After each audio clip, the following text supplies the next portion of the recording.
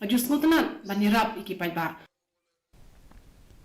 Nongmihkhmat bala Rangbah Bindo Mathew Lanong uban Iakhun kum Kyrtong Shimet na Nongkrem constituency hagi election ning darbar kabansalong.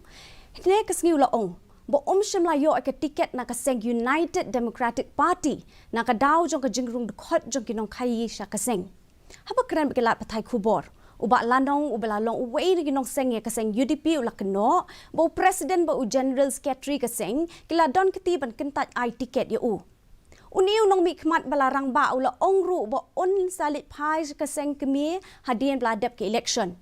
Hashwai kani MLA ka Nongkrem uba lambor malnyang ula pensyai ba kaseng UDP kala ai tiket ya hadian ba kala pendap penlong ya ka jengwat benia halor kani ka benta.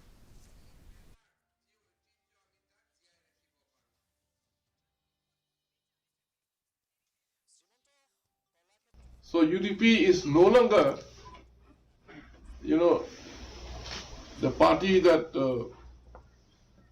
I have expected to be.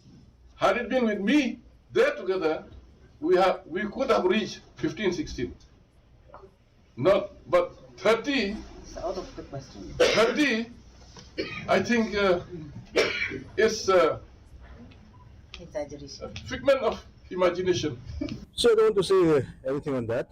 The party, they have decided the best. They have gone to the ground. They have done the survey, proper survey. I've been there with the people for more than 20 years. And people are with me and I'm with the people.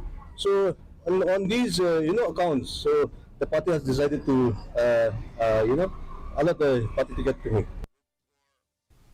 Menteri Ketenat Kambari